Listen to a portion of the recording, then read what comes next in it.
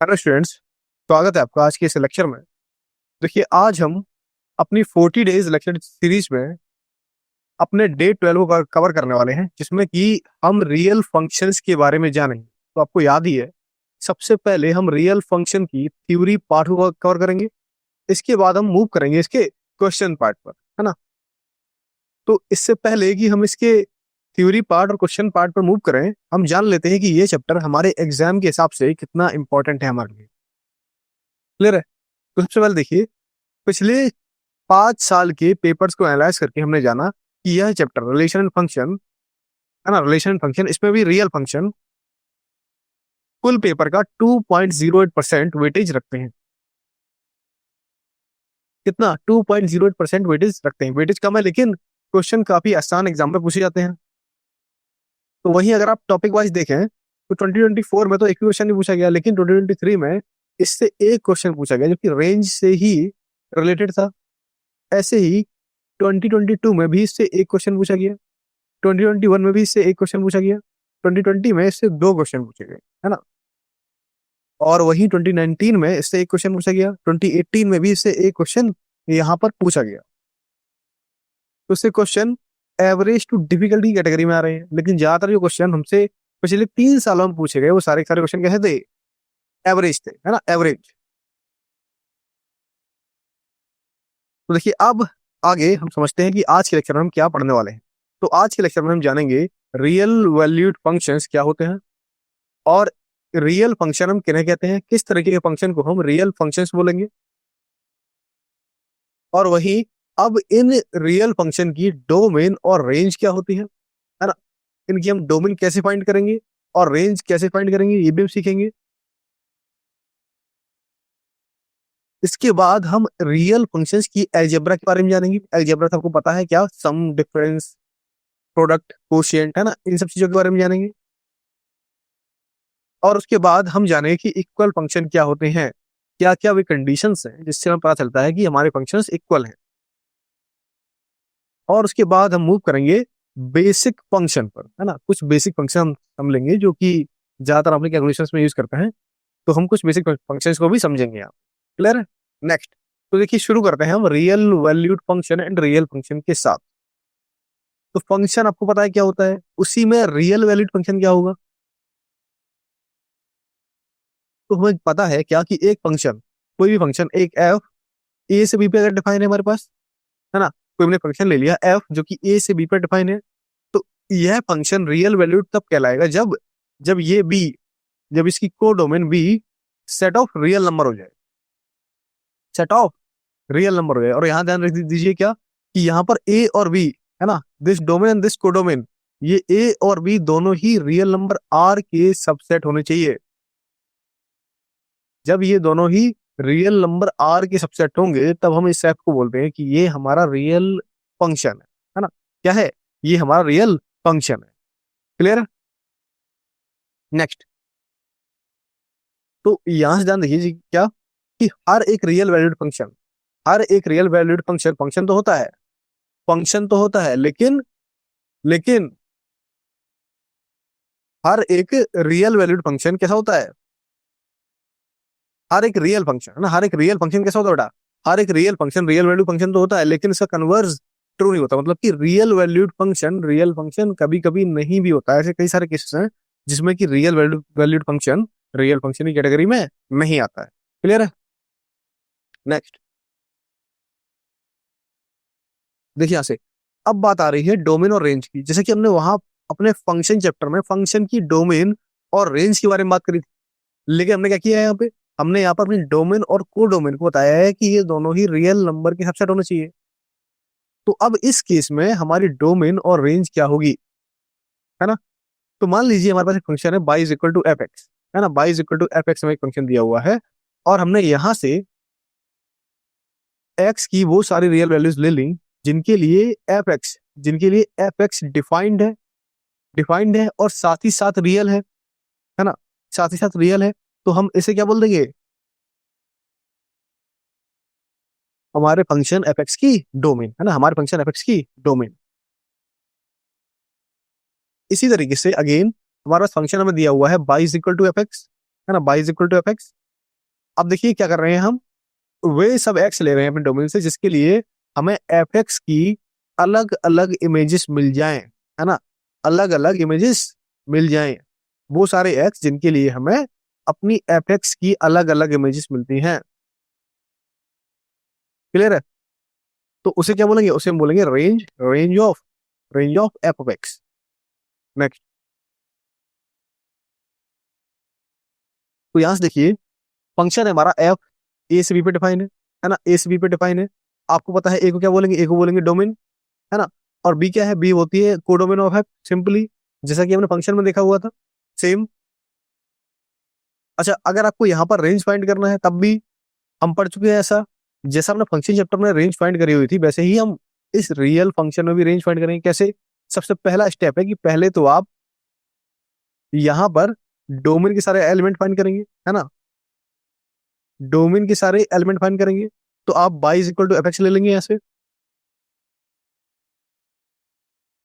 तो अब जब आपने डोमेन फाइंड कर ली, जब आपने डोमेन के सारे एलिमेंट्स फाइंड कर लिए, तो अब यहां से देखिए कि अगर हमारे पास डोमेन में पॉइंट्स फाइनाइट है ना, अगर हमारे पास डोमेन में डोमेन के पॉइंट्स फाइनाइट हैं, तो अब जो भाई रेंज बनेगी वो सभी इन्हीं पॉइंट्स की इमेज होगी, है ना, जो रेंज होगी वो सारे इन्हीं पॉइंट्स की इमेज होगी। क्लियर है? ओके, तो अब देखिए, अब थर्ड पॉइंट क्या है, थर्ड पॉइंट है कि अगर यहां पर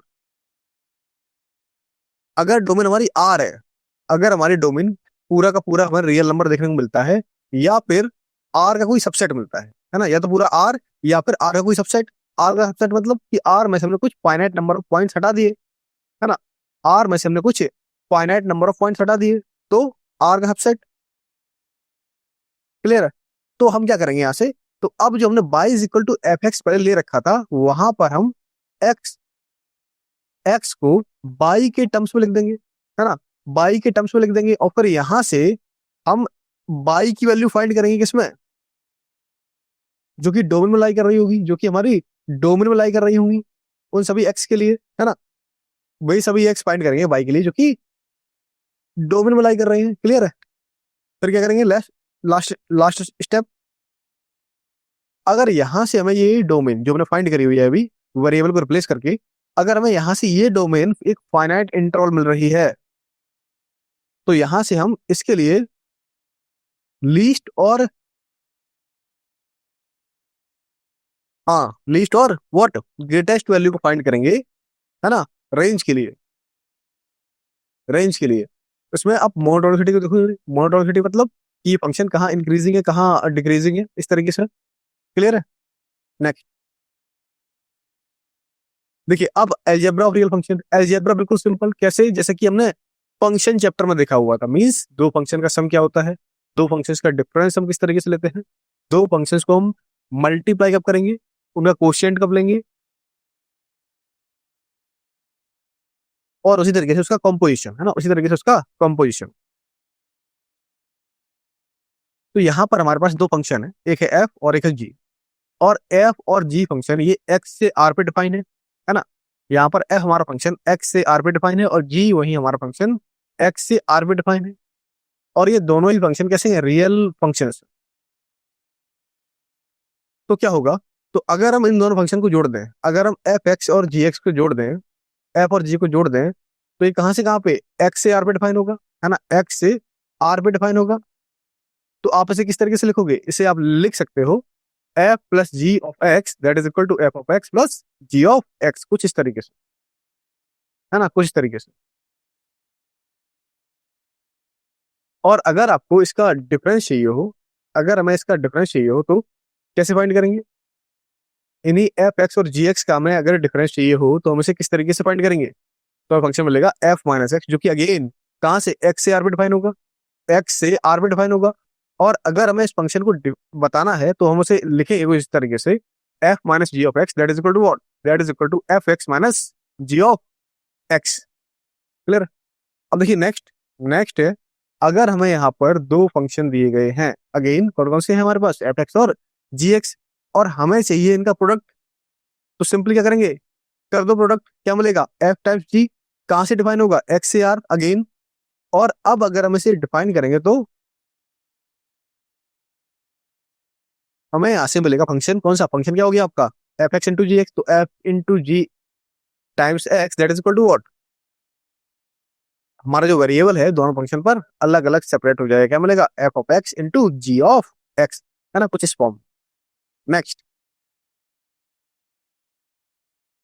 देखिए, अब एक इंपॉर्टेंट पॉइंट है हमारे पास कि एफ प्लस जी और एफ ऑफ जी, है ना, f plus g and f of g, f into g sorry, f plus g and f g, ये दोनों डिफाइंड होते हैं कब, ये दोनों तभी डिफाइन होंगे जब एफ और जी, यहाँ पे देखिए एफ और जी कैसा हो, सेम डोमेन में हो। जैसे कि यहाँ पे इन दोनों केस में एफ और जी हमारा कैसे सेम डोमेन में था, यहाँ पे एफ की डोमेन एक्स और जी की भी डोमेन एक्स, है ना। तो मान लीजिए कोई एक ऐसा केस मिल गया जहां पर एफ और जी की डोमेन अलग अलग है ना, जहां पर एफ और जी की डोमेन अलग अलग है, तो उस केस में अगर आप देखोगे कि एफ प्लस जी या फिर एफ जी की जो डोमेन होगी वो किस तरीके से मिलेगी हमें, किस तरीके से मिलेगी, यस, इन दोनों का इंटरसेक्शन। तो हम लिखेंगे यहाँ पे क्या कि what is the domain of f plus g and F F G in case of F और जी की डोमेन कैसी हो, एफ और जी की डोमेन अलग अलग हो, तो हम क्या मिलेगा हमें, डोमेन ऑफ एफ इंटरसेक्शन, है ना, intersection what, intersection domain of g, कुछ इस तरीके से, है ना। पॉइंट नंबर नेक्स्ट, अब देखिए अगेन अगेन हमने एक फंक्शन को डिफाइन किया, जहां पर फंक्शन डिफाइन था पहले से एफ एक्स टू आर, यहां पर हमने क्या किया, हमने इसे एक स्केलर से मल्टीप्लाई कर दिया, हमने इसे एक स्केलर से मल्टीप्लाई कर दिया। तो हमें जो प्रोडक्ट फंक्शन मिला वो किस तरीके से मिला, वो मिला हमें सी इंटू एफ के फॉर्म में, सी इंटू एफ के फॉर्म में। अगेन कहां से कहां पे डिफाइन है, एक्स से आर पे। और अगर हमें बताना हो कि फंक्शन किस तरीके से दिखेगा, किस तरीके के एलिमेंट्स को रखेगा, फंक्शन हमारा क्या है, फंक्शन हमारा है सी एफ। अब c F of x that is equal to what, constant term बाहर आ गया, c into f of x, है ना, c into f of x. और सी हमने यहाँ पर कोई सा भी रियल नंबर ले लिया। नेक्स्ट है हमारे पास देखिए कोशिएंट फंक्शन। तो कोशिएंट फंक्शन में अगेन हमारे पास दो फंक्शन है, एफ एक्स और जी एक्स। तो अगर हम यहाँ पर एफ बाई जी फंक्शन को लें तो ये किस तरीके से डिफाइन होगा, what is f by g, that is equal to what, that is equal to f by g of x is equal to f of x upon g of x. जहां पर आप हमेशा याद रखिए कि जी ऑफ एक्स इसकी value zero के equal नहीं है ना, जीरो के इक्वल नहीं है। क्लियर है, इज इट क्लियर। नेक्स्ट, अब देखिए हमारे पास फंक्शन है y is equal to f x और एक फंक्शन है y is equal to g x, है ना। अगर इन दोनों ही फंक्शन, पहला फंक्शन है y is equal to f x और दूसरा है y is equal to g x, तो हमने मान लिया कि function y is equal to f x की डोमेन है डी1 और y is equal to g x की डोमेन ले ली हमने डी2, है ना।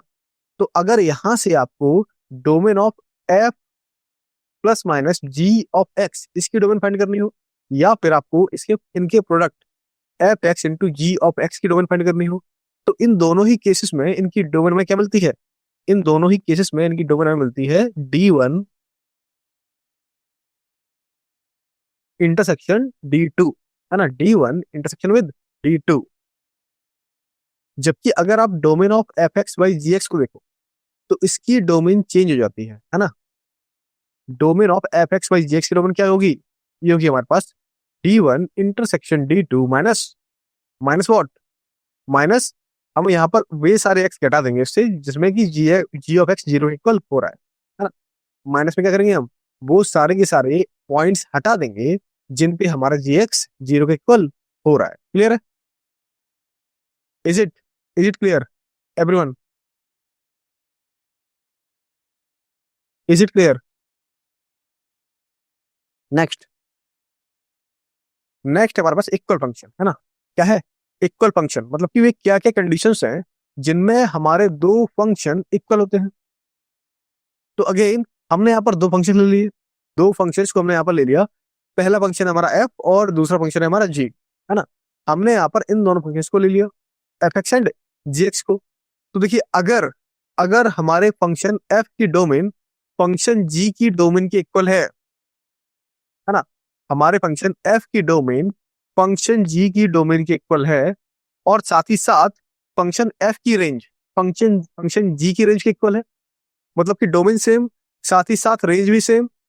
तो इस केस में हम बोल देंगे कि हमारा function f of x g of x के बराबर है ना। क्या होना चाहिए?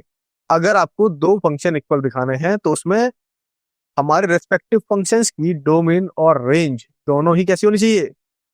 सेम, है ना, सेम होनी चाहिए। क्लियर है? नेक्स्ट, अब देखिए मोस्ट इंपॉर्टेंट इनवर्स फंक्शन, है ना, इनवर्स फंक्शन।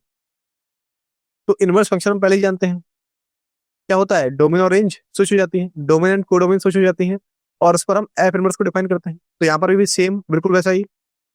अगर हमें एक फंक्शन दिया हुआ है f such that A to B, और ये फंक्शन कैसा है, ये एक बाइजेक्टिव फंक्शन है, मींस ये one one onto category का फंक्शन है ना। वन वन ऑन टू हम जानते हैं क्या होता है। तो अगर हमारा फंक्शन एफ ए से बी ये एक बाइजेक्टिव फंक्शन है, मींस ये वन वन भी है और साथ ही साथ ये ऑन टू भी है। क्लियर है? तब वहां पर जो हम मैपिंग लेंगे एफ इनवर्स बी से ए पर, है ना, तो हम वहां पर जो मैपिंग लेंगे एफ इनवर्स बी से ए पर, जो कि बी के हर एक एलिमेंट, है ना, बी का हर एक एलिमेंट के लिए हमें ए में एक यूनिक इमेज को दे रहा है। मतलब कि क्या relation, f of a that is equal to what, b. तो इस केस में हम एफ को बोलते हैं कि ये हमारा कैसा है, ये हमारा इनवर्स फंक्शन है ना। What is this? This is the inverse function. Clear है? नेक्स्ट, और देखिए इसे कैसे दिखाते हैं। इसे दिखाने के लिए यूज करते हैं F inverse of B that is equal to what, that is equal to A. तो यहां से क्या मिलेगा, एफ इनवर्स का मल्टीप्लाई कर दो, सॉरी एफ का मल्टीप्लाई कर दो दोनों तरफ, आपको मिलेगा F of a is equal to f of a is equal to b, है ना, कुछ फॉर्म। अब देखिए अगेन हमारे पास दो कर्व है, एक है y is equal to f of x, और दूसरा कर्व हमने ले लिया y is equal to F inverse of x.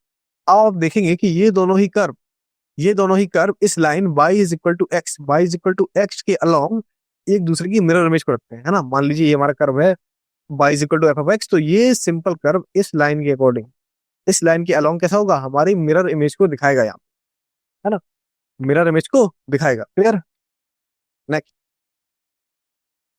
Condition तो हमें पता है किसकी, इन्वर्टिबिलिटी की, कि हमारा फंक्शन एफ इन्वर्टेबल तभी होगा जब वो बाइजेक्टिव हो, है ना, जब वो बाइजेक्टिव हो, means f is invertible if and only f is one one and onto, या फिर एफ अगर हमारा बाइजेक्टिव होगा इसका मतलब कि वो इन्वर्टेबल फंक्शन की कैटेगरी में आ रहा है। क्लियर है? ओके,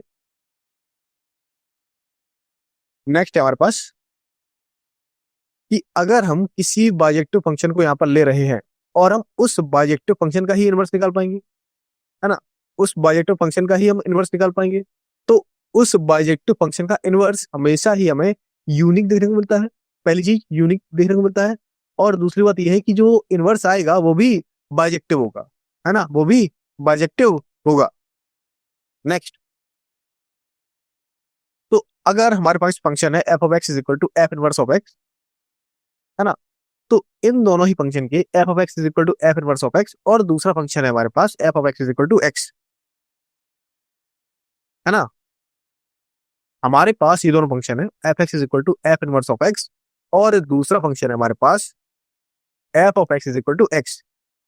तो इन दोनों ही फंक्शन के लिए हमें सेम सॉल्यूशन देखने को मिलेंगे, है ना। ये फंक्शन हमेशा ही सेम सॉल्यूशन को रखता है। क्लियर है? नेक्स्ट, देखिए नेक्स्ट, अगर हमें दिया गया है f o g is equal to identity, आप जानते हैं कि ये जी ओ एफ पे भी लाई करता है ना।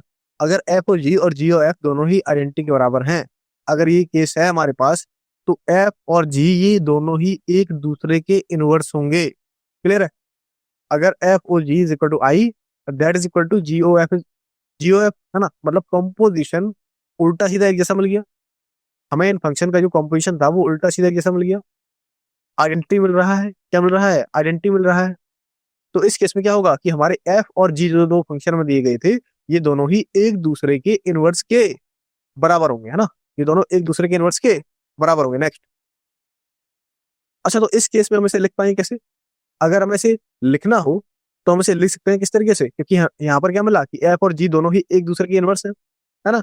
इसका मतलब कि F inverse that is equal to what, I of B, I of B.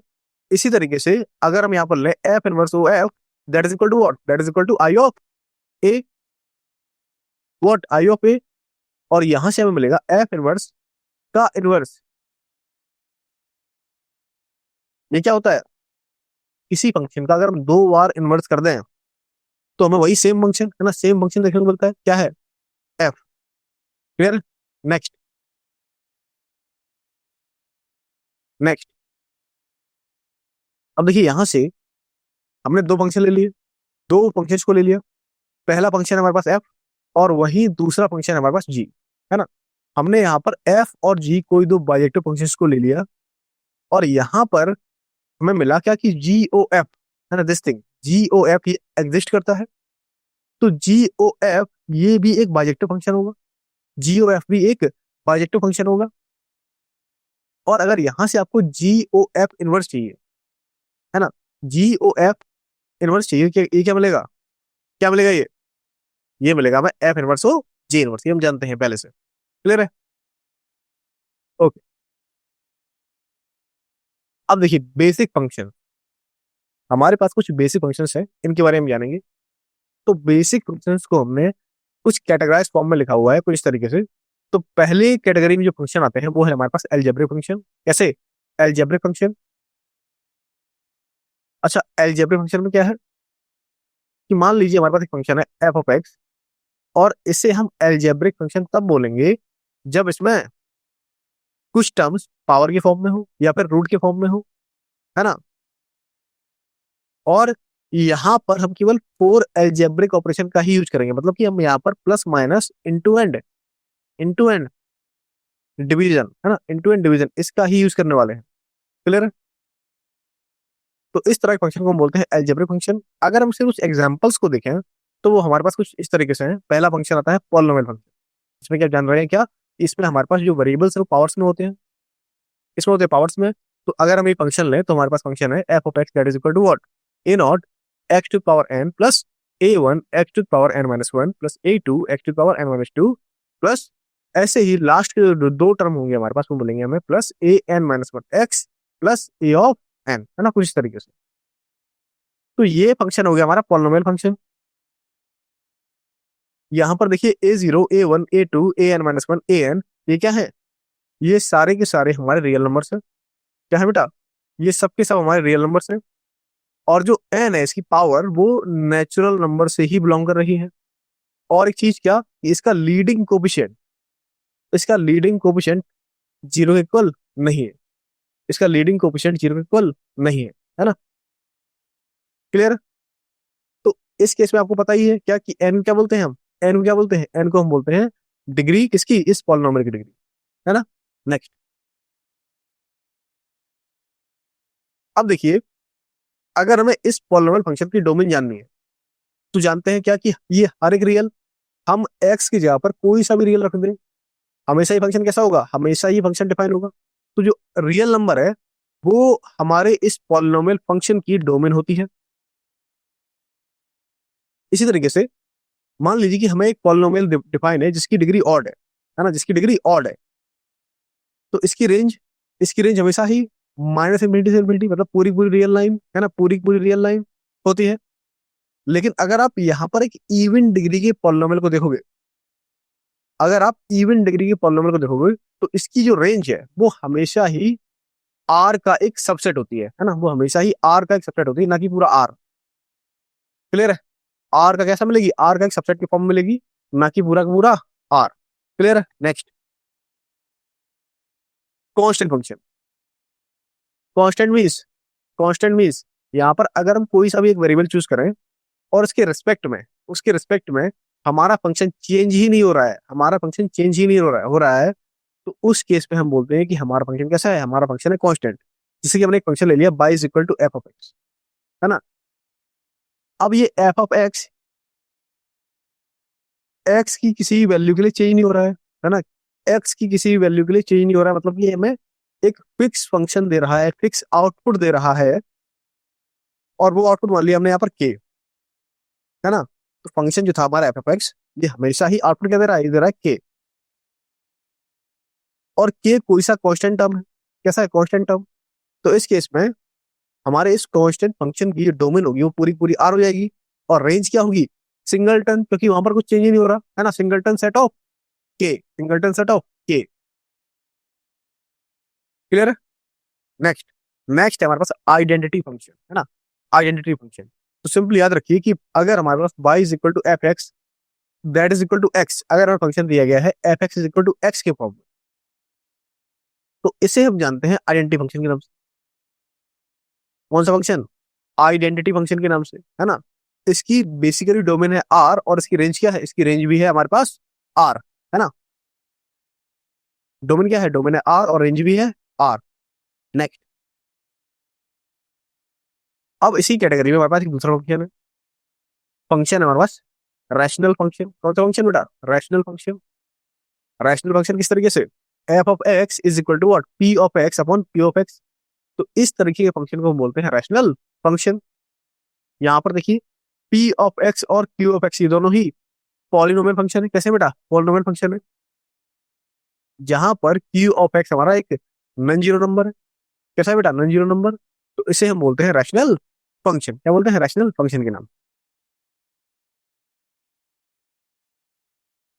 और इसकी डोमेन क्या है, व्हाट इज इट्स डोमेन, इसकी डोमेन क्या है, इसकी डोमेन है आर माइनस वे सारे एक्स, जहां पर हमारा this thing Q of x क्या है जीरो इक्वल, उसे हम इससे माइनस कर देंगे, क्या मिलेगा हमें, इसकी रेंज क्या मिलेगी, सॉरी डोमेन, डोमेन क्या मिलेगी इसकी, आर माइनस दो x where q of x is equal to, q of x is equal to zero.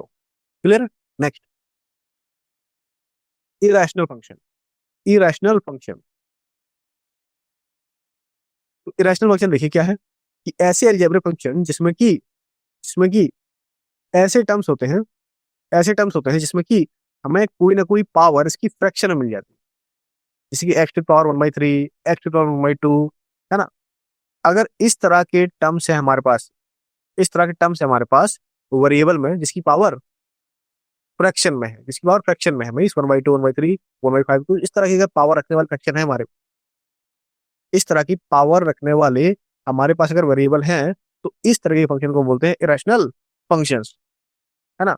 जैसे कि अगर हम एग्जांपल लें तो y is equal to f x को हमने ले लिया, two square root of x minus third root of x, third root of x plus six. तो यहाँ पर देखिए एक्स की पावर वन बाई टू, और यहाँ पर देखिए एक्स की पावर क्या है, वन बाई थ्री, मतलब पावर कैसी हो गई, पावर कैसी होगी, रैशनल पावर होगी, है ना, रैशनल पावर होगी। तो इसे हम बोल देते हैं व्हाट, इरेशनल फंक्शन। अब देखिए reciprocal function, what is reciprocal function, reciprocal function क्या होते हैं। अगेन हमने एक फंक्शन ले लिया f of x equal to one by x, है ना। इस फंक्शन को हम रेसिप्रोकल फंक्शन तब बोलेंगे, है ना। एफ ऑफ एक्स क्या ले लिया बेटा, f of x equal to ले लिया वन बाई एक्स, मीन अपने रेसिप्रोकल कर दिया इसका भी। तो इसकी डोमेन क्या होगी, इसकी डोमेन मिलेगी हमें आर माइनस जीरो, क्योंकि यहाँ पर ये जीरो पर डिफाइन नहीं है। और इसी केस में इसकी रेंज क्या होगी, रेंज में सेम देखने को मिलेगी क्या, आर माइनस जीरो, क्योंकि इसकी रेंज में भी वो पॉइंट नहीं मिलेगा जीरो, है ना। क्लियर है। यहाँ पर जीरो पॉइंट को हम इसकी डोमेन और रेंज दोनों से ही हटा देंगे। क्लियर है। नेक्स्ट, अब देखिए आज के लेक्चर में हमने क्या क्या पढ़ा हुआ है, summary.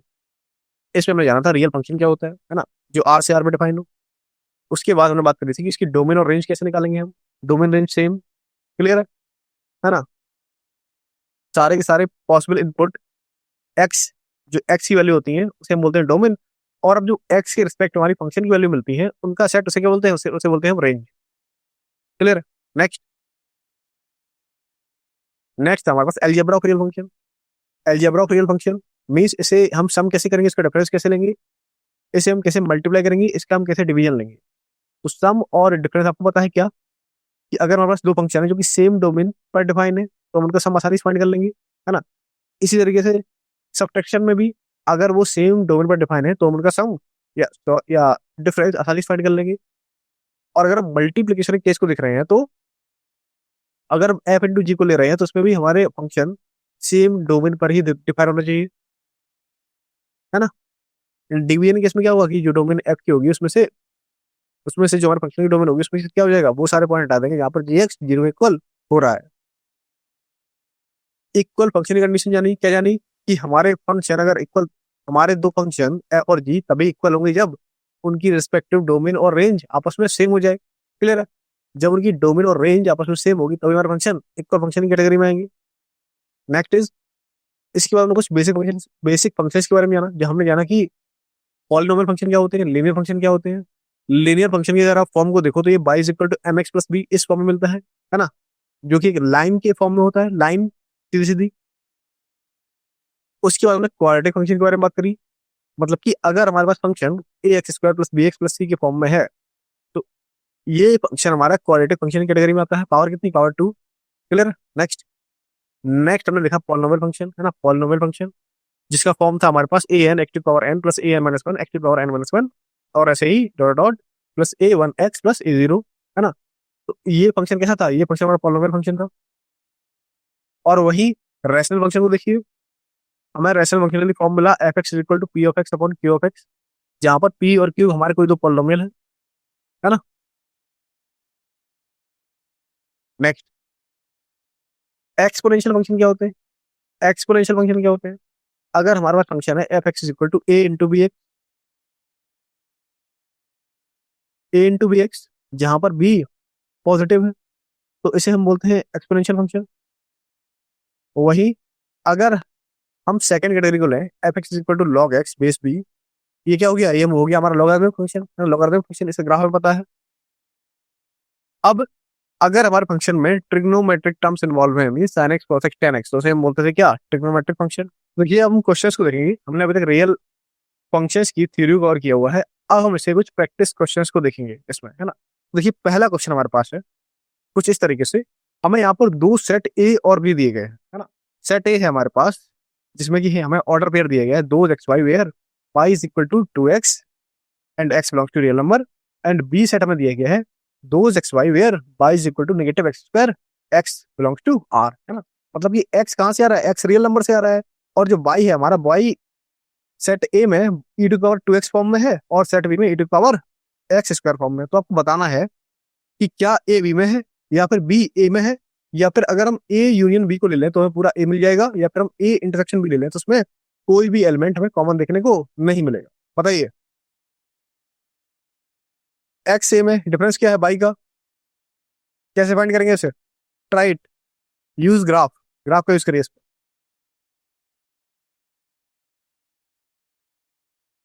Try it.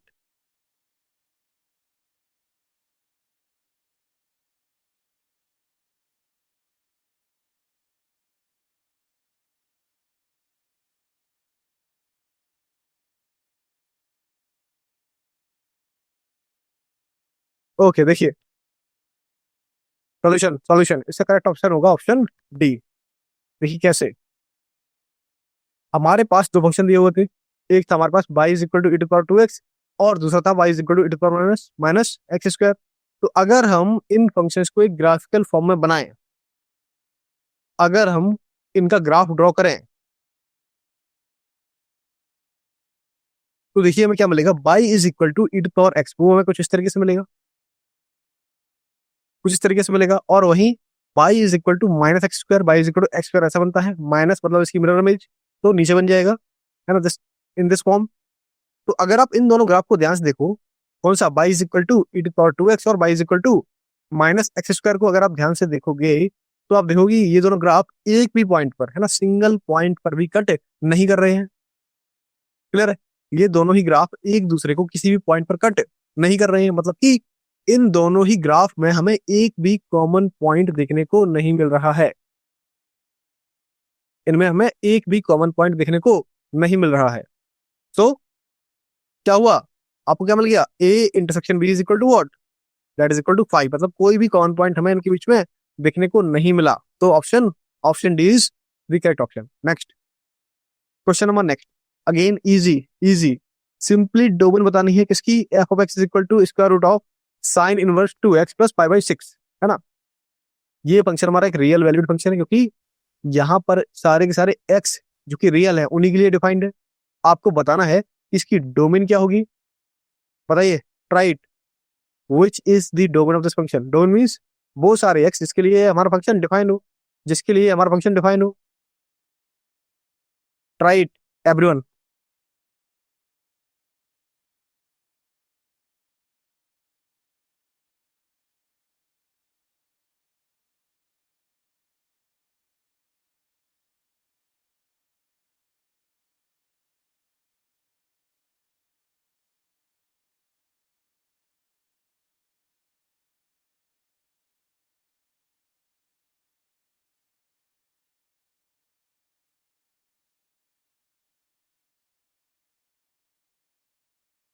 Okay okay, देखिए सॉल्यूशन।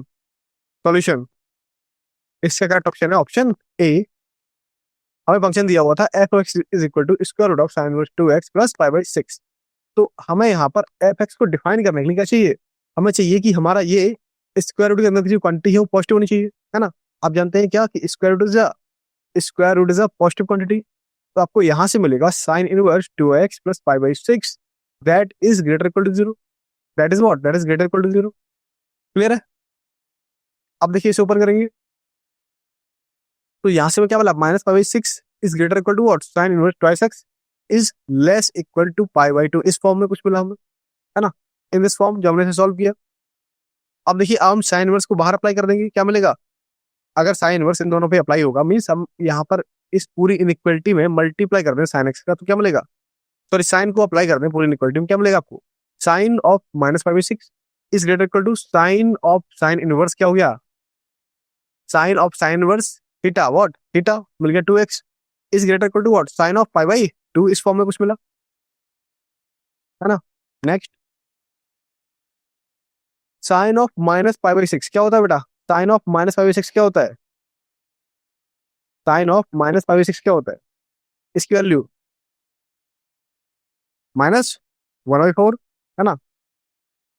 तो इस तरीके से आपको क्या मिलेगा, इनइक्वालिटी मिलेगी, एक्स की वैल्यू मिलेगी कितनी, x x is lie between what, -1/4, है ना, sine of pi by 6 what, -1/2, है ना। और 2 से क्या करेंगे, 2 से मल्टीप्लाई कर देंगे, क्या मिलेगा, -1/4 less equal to what, x less equal to what, 1/2, क्योंकि यहाँ पर पाई बाई 2 की वैल्यू कितनी होती है 1। जब हमने 2 से मल्टीप्लाई किया क्या क्या मिला आपको, आपको मिला 1/2। क्लियर है। नेक्स्ट, तो इस तरीके से हमने देखा कि हमारे फंक्शन की जो डोमेन मिली हमें कितनी है, x belongs to what, close interval -1/4 to 1/2, इस फॉर्म, है ना, इस फॉर्म।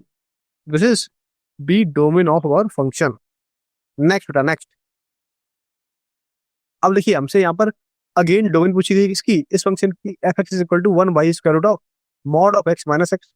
हमसे इस फंक्शन की यहाँ पर डोमेन पूछी गई है, बताइए क्या होगी, विच option,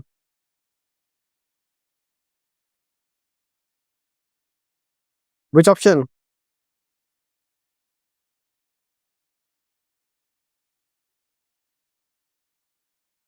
try it everyone.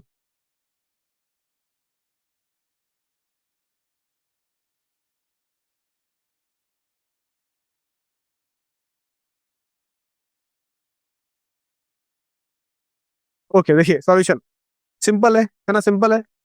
Correct option B है, सबका आ गया होगा लगभग। सॉल्यूशन में देखिए इसमें हमें इस फंक्शन की डोमेन फाइंड करनी थी, तो हमने ले लिया से y is equal to 1 by square root of mod of x minus x, कुछ इस फॉर्म में। अब अगर इसकी हमें चाहिए वे सारी वैल्यू, इसके लिए एक्स की हमें वे सारी वैल्यू चाहिए जिसपे हमारा ये फंक्शन डिफाइन हो हमेशा, तो क्या होगा, सबसे पहले तो mod of x minus x, ये जो स्क्वायर रूट के अंदर क्वांटिटी है पॉजिटिव होनी चाहिए, और फिर ये दूसरी कंडीशन से नॉन जीरो भी होनी चाहिए, तभी तो डिफाइन होगा ये, तभी डिफाइन होगा। तो पहली कंडीशन ले ली क्या कि for domain x minus x कैसा होना चाहिए, पॉजिटिव होना चाहिए। Mod of x minus x कैसा होना चाहिए, mod of x minus x कैसा होना चाहिए, पॉजिटिव होना चाहिए, क्योंकि स्क्वायर रूट के अंदर की क्वांटिटी है।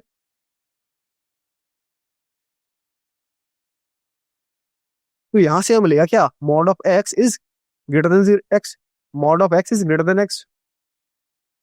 इसी के साथ अगर आप देखें कि ये पॉसिबिलिटी कि मॉड ऑफ एक्स एक्स से हमेशा ही बड़ा होगा, ये कब सही होगा, कब सही होगा, अगर हमारा एक्स किस इंटरवल में है, अगर हमारा एक्स -0 में है तभी ये कंडीशन लाई करेगी, तभी ये कंडीशन लाई करेगी, है ना। और अगर ये -0 है तो ये जीरो इक्वल तो हो ही नहीं सकता, है ना, जीरो इक्वल हो ही नहीं सकता, इसलिए इसकी डोमेन क्या हो गई, -से 0, -से 0। क्लियर है। क्वेश्चन नंबर नेक्स्ट, इजी था। Again easy one for you, easy one for you. हमें इस फंक्शन की डोमेन बतानी है। क्या फंक्शन है हमारे पास? 3 4 - x² plus log of x³ - x base 10। आपको पता है लॉग फंक्शन कब डिफाइन होता है, आपको पता है ये फंक्शन कब डिफाइन होगा। दोनों की डोमेन निकाल लो, उसके बाद दोनों को यूनाइट कर दो। बताइए विच वन?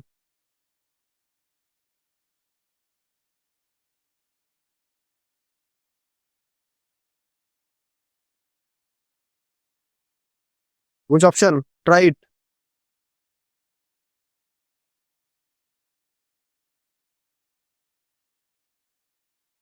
Right right.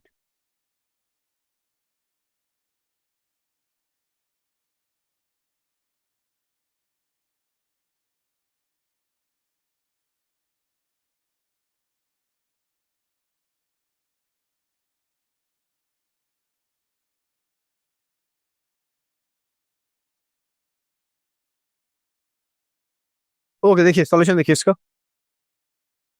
इसका करेक्ट ऑप्शन है ऑप्शन डी। कैसे है देखेंगे इसका सॉल्यूशन। हमें फंक्शन दिया है F of x is equal to 3/4 - x³ plus log of 10 x³ - x। इस फॉर्म में दिया है फंक्शन। देखिए अगर हमें इस फंक्शन एफ ऑफ एक्स की डोमेन फाइंड करनी है तो आप पहले इस वाले फंक्शन को देखिए। तो हम पता है क्या कि लॉग हमेशा ही पॉजिटिव क्वांटिटीज के लिए डिफाइन होता है। लॉग हमेशा ही पॉजिटिव क्वांटिटीज के लिए डिफाइन होता है, तो इसके लिए हम क्या लिया? x³ - x should be greater sorry greater than 0। x³ - x is greater than 0। देखिए यहाँ से इसे फैक्टर जब हमने किया हमें क्या मिला? हमें मिला x × x - 1 × x + 1 that is greater greater greater than 0। That is greater than 0। अब देखिए तो यहाँ से हमें क्या मिला? हमें मिला कि x belongs to what? x belongs to -1 to 0 union what? Union 1 to ∞। जब आप इन सबको कंबाइन करेंगे, जब आप इन सबको कंबाइन करेंगे मतलब कि वो सारी वैल्यू जहाँ पर x इस फैक्टर में हो और x - 1 की फॉर्म में हो और x + 1 की फॉर्म में हो, तो हमें क्या मिला? हमें x के लिए मिला कि ऐसी कंडीशन तभी पॉसिबल है जब हमारा x -1 से 0 और साथ ही साथ 1 से इन्फिनिटी में लाई करेगा, तो ये कंडीशन हमें मिल जाएगी। क्लियर है? नेक्स्ट।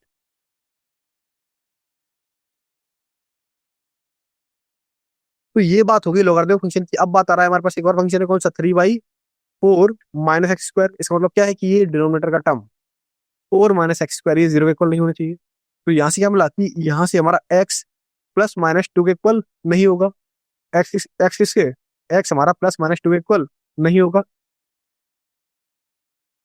इसका मतलब हुआ कि x जो फंक्शन है हमारा वो बिलोंग करेगा -∞ से 2 -2 सॉरी -∞ से कहाँ पे? -2 यूनियन व्हाट? यूनियन ये इसमें भी आ सकता है किसमें? -2 से 2 पे, -2 से 2 में यूनियन व्हाट? यूनियन 2 से इन्फिनिटी पर भी डिफाइन हो जाएगा। केवल हमें इन दोनों पॉइंट को छोड़ना है। कैसे?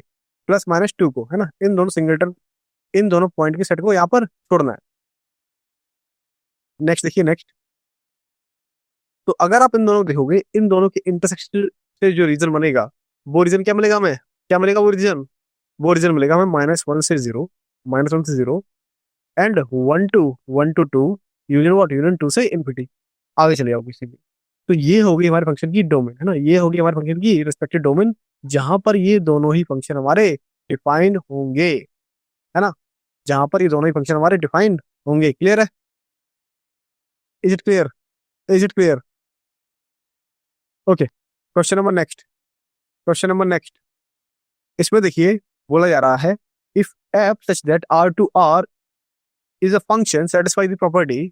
यहाँ पर हमें एक फंक्शन दिया हुआ है एफ जो कि आर से आर पे डिफाइन है, और ये फंक्शन एफ एक प्रॉपर्टी को सेटिस्फाई कर रहा है जो कि कुछ इस तरीके से है। F of x + 1 plus F of x + 3 that is equal to 2, है ना। क्या दिया गया है?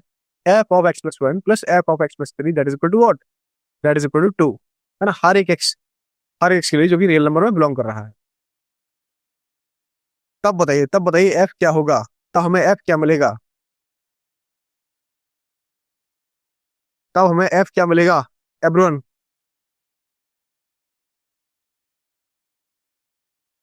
बताइए।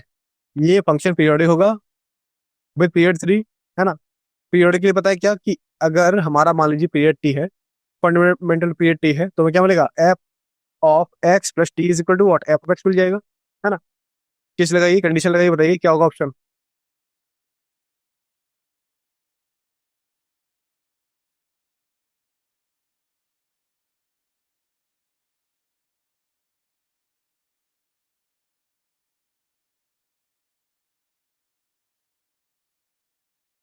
Which option?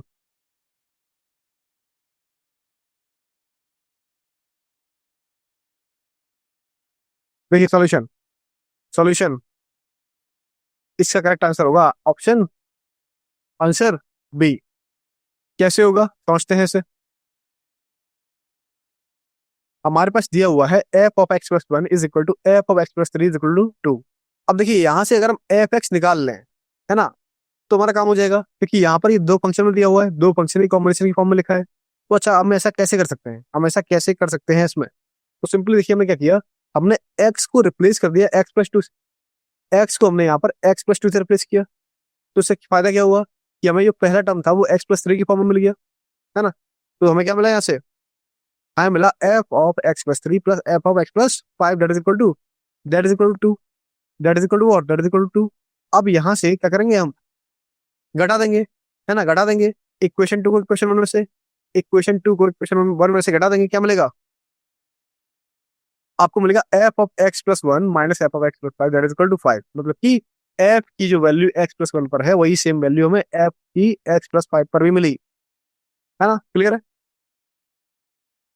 तो यहां से क्या मिलेगा, अब हम रिप्लेस कर देंगे किसे, एक्स को एक्स माइनस वन से। अगर हम एक्स को एक्स माइनस वन से रिप्लेस करें तो हमें सिंपली यहाँ से एफ ऑफ एक्स मिलेगा, जो कि किसके इक्वल है, जो कि इक्वल है एक्स प्लस फोर की, है ना, एक्स प्लस फोर की इक्वल है। तो मैं एफ ऑफ एक्स मिल गया that is equal to f of x plus four.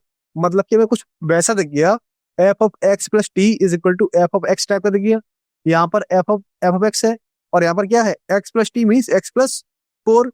T की जगह पर क्या है, टी की जगह पर है फोर। इसका मतलब कि हमारा फंक्शन एफ ये पीरियडिक फंक्शन होगा विद पीरियड फोर, है ना, with period what, with period four. Question number next,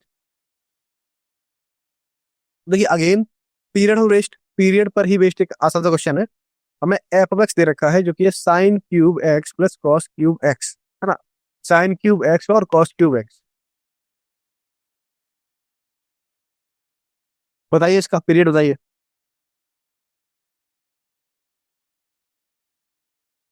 क्या होगा पीरियड, या टू पाई होगा या पाई होगा या टू पाई थ्री होगा या फिर इनमें से कोई नहीं। तो आपको याद होगा, आ रहा होगा कि हम कैलकुलेशंस में साइन क्यूब एक्स और कॉस क्यूब एक्स इनका पीरियड निकालना काफी ज्यादा टिपिकल हो जाता है हमारे लिए। तो हम इसे कन्वर्ट कर लेंगे किसमें, साइन थ्री एक्स के फॉर्मूला से, साइन थ्री एक्स लगा के इसे कन्वर्ट कर लेंगे, है ना। उसके बाद हम इसका पीरियड निकालेंगे, क्लियर है। ट्राइट बेटा ट्राइट।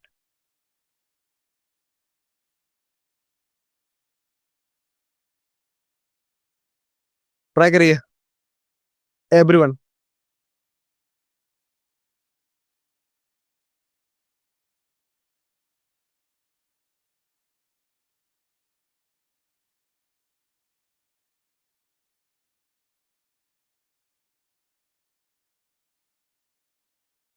देखिए यहाँ से इसका करेक्ट ऑप्शन होगा, करेक्ट ऑप्शन क्या होगा, ए।